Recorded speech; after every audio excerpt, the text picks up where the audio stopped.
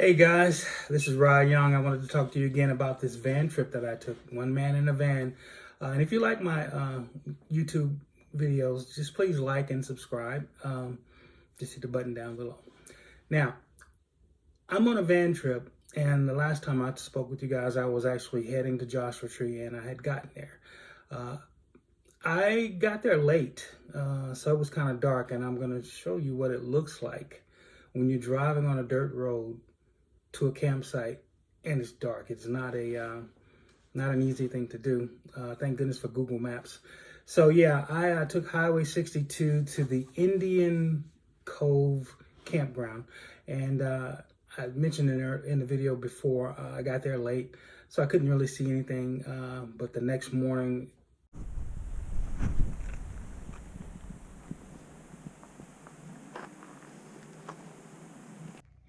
this is incredible. I may as well be on the moon.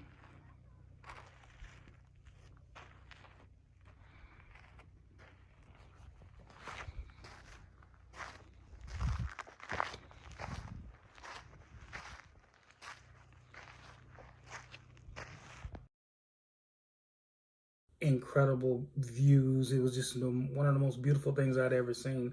The way where I parked and where I camped. I couldn't see it the night before, but I could definitely see it the next day. So I'm going to talk about Joshua Tree National Park. This is the Indian Cove campground is part of the park, but it's not. The entrance is in a different place. So when I got up, I ate breakfast and I drove out of the campground, and I went into the entrance, the west entrance of Joshua Tree National Park. It's on, I believe it's called Park Boulevard. So I'm driving and I get to the entrance, and of course I have my annual pass, which is, is beautiful. I didn't have to pay anything. They just waved me right through. I have a card, and I have a kind of like a mirror sticker that you hang on your mirror. They saw the mirror, and they saw it on the mirror and just waved me right through. So that was great. I was not 500 yards inside this park when all I saw, and this is why they call it Joshua Tree, I saw thousands of Joshua trees. I mean, I'd never seen a Joshua tree, before, and this was the first time I'd ever seen a Joshua tree, and these things they're really interesting. They look old, they look dry, they look like cactus, but they're really pretty, and they grow really crooked. And I'm gonna show you some pictures. Here's some Joshua trees, okay? But there's just so many of them, and it's like, okay, now I get it. This is why they call it Joshua Tree.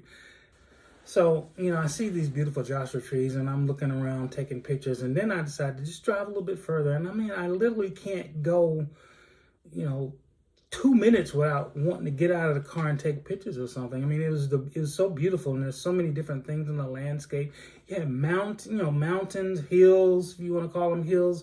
You had the Joshua Tree. You had other types of plants. You had animals. You had all these things. And I'm not even really in the park really well yet. So, of course, I'm driving, and I'm getting out, and I go to Quail Springs, and I take pictures around there. Okay, you see these rocks with these perfectly formed lines going all the way down? These are perfect climbers rocks. So I'm going to attempt to climb using these lines on this baby rock. And then I am going to go up those lines. Notify my next of kin. And I'm just driving around, and I'm just taking pictures, and there are cars in front of me and behind me, but it's not really a lot of people in the park, but it's it's enough people. And when I stop, somebody else may pull over and take pictures, and it kind of was like that for a couple of hours actually. So I'm driving, and I'm enjoying it. So I go to Hidden Valley. This was a campsite that I actually tried to go to. It's inside the park, but they were completely booked. So, I wanted to go and see what it looked like, and it's a really nice campsite. I mean, it's, you had, boulders, and they had, all kinds of rock formations, and they had the campsites all around the rock formations. And I would have loved to have been able to stay there, but again, these things book up 6 months in advance, and it just wasn't an option for me. But I did get a chance to take a look at it, and I see why people actually book those things so early, because it is a great location. You're inside the park. You have hiking trails all around you, so you can actually leave your car and then hike wherever you want to go. I mean, and I call them professional hikers, because these are people who hike these entire parks, and these parks are, 150 square miles. They're really large parks. So I call them professional hikers, because they go and they hike and they camp where they are, and it sounds like a lot of fun, and it's something I would love to do. But that wasn't what I was trying to do this trip. So maybe next trip. So yeah, I mean, I loved Hidden Valley. It's nice to have the trails, and I didn't really want to do those long trails that take you 3 or 4 days. So I drove to what they call Barker Dam, which is a smaller trail.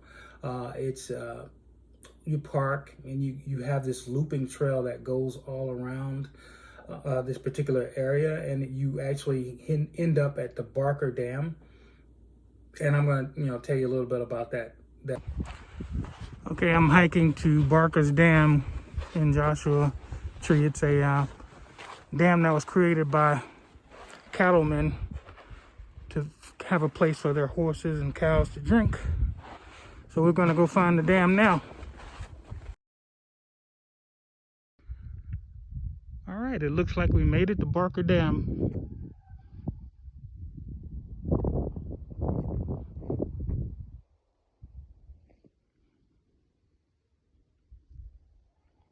Of course, I don't see much water. Let's just hope the horses and the cows aren't too thirsty.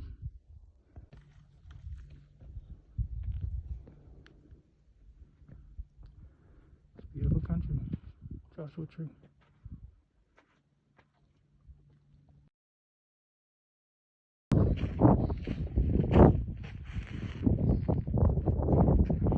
Beautiful place. The scenery was there.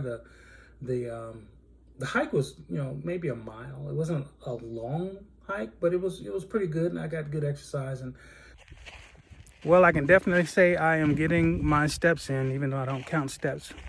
I'm literally in the middle of nowhere. I'm on a trail, but look around. There is nothing in sight. But it's beautiful out here. It is really gorgeous out here.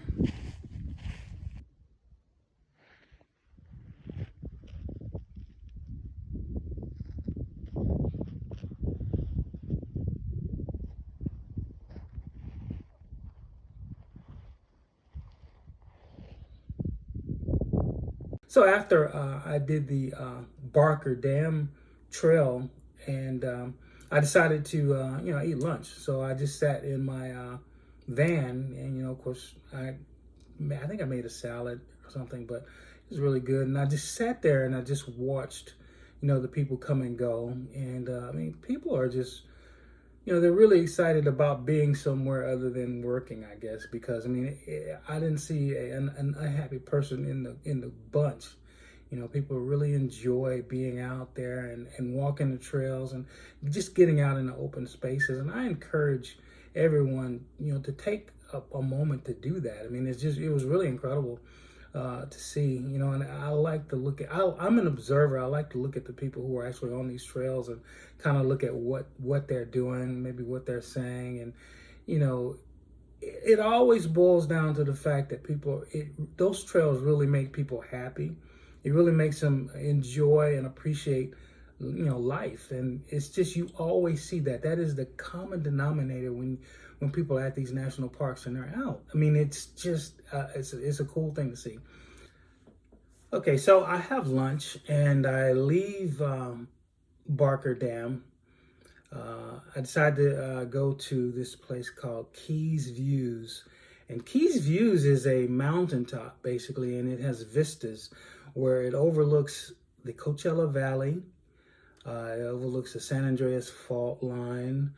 And it is so beautiful. It's just very, very beautiful place. I mean, I was there for probably an hour and a half just taking pictures, and I opened up the back of my van just to, kind of hang out, in the back of my van and just admire the scenery. It was just really, beautiful. Of course, I got out and I did take, I walked up to the peak of this vista, and I did take pictures there, and I'm going to show all of this stuff in my video, but it was just really, really beautiful, and I literally could have been there for a week.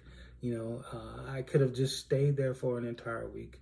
Of course, I saw wildlife there. I saw some little chipmunks, and I swore one of them looked like it was talking to me when I was filming it. I mean, I don't know if they just are friendly like that, but this guy acted like he was, saying, it's really cold out here. Can you spare a blanket or something? I don't know what it was saying, but it was just really cool. And so I left the vista, and I decided to, and the road that I'm going on, I'm not going backwards or anything. I'm going forwards. So, and I'm not. It's just hard to explain how large this park is. I mean, you could go 2 hours on one road and still not see the entire park. And that's basically what I'm doing. I'm actually going on one road for, I'm just going until I see the next thing. And I don't know what the next thing is. I mean, I have a map, but I'm not really keeping track of it. But what I did was I ran into this thing called the Skull Mountain, or the Skull Rock. And yeah, it looks just like a skull. I mean, it was really kind of crazy. So I walked around it for a little bit, took pictures, and I'm gonna post those on the video as well. But Skull Rock was really cool. It's right off the side of the road. So I got back on the road. I was there probably another hour, but I got back on the road, and I'm driving, and I see these cactus on both sides of the road. I mean, I've never seen it's like a collection of cactus. I've never seen this before. So I go, and they have a sign that says the Chala Cactus Gardens. So of course I pull over, and I'm out, I'm taking pictures, and the beautiful thing is it's almost sunset. So when you combine the colors of the sunset with the fiery yellow color of these cactus, it was beautiful. I mean, it was incredible pictures. I got some really cool pictures because it looked like, with the sunset and the color of the cactus, that they were literally on fire. They were just really beautiful.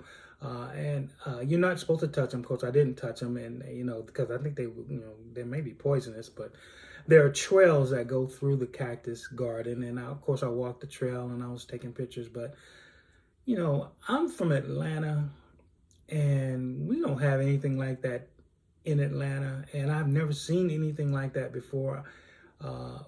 And it was just incredible, the way those things are so pretty. They had young cactus, old cactus. I mean, you had dark cactus, light cactus, but most of them are just, when the sun reflected on them, they literally looked like they were on fire. So I just was in awe of that. I kind of, hung out there for a little while, probably longer than I probably should have. But I left, and then when I got back on the road, and again, I'm still on the same road, going a direction that I had never gone before, and the sun starts to set. So I'm like, wow, look at this. I'm driving, and I'm just admiring all of these mountains and these valleys, and the sun decides to set. So again, I'm pulling over. I sat there for a little while and just watched the sunset, and it's just, when you have an opportunity to just not have to be anywhere, take it and just enjoy the time. I mean, that's what was happening. For me, it was just the fact that I didn't have anywhere to be. There was no timetable, and it's amazing how much fun you can have, and it's amazing how much you can appreciate the beauty of this world if you just find a way to not have to be somewhere and just do what you want to do. I wouldn't have appreciated that if I was in a hurry, or if I was in a rush to get somewhere else, to be somewhere else. I had nowhere to be. I had a campsite waiting for me, Indian Cove. I went right back to Indian Cove when I was done, but nowhere to be. And I decided, hey man, let's just enjoy this, and that's exactly what I did. And it's a different kind of good feeling when you can do that. You can sit down and enjoy a sunset with nowhere to be and nothing to do. Okay, so I'm watching this sunset, and I'm on this road called, I think, the Pinto Basin Road.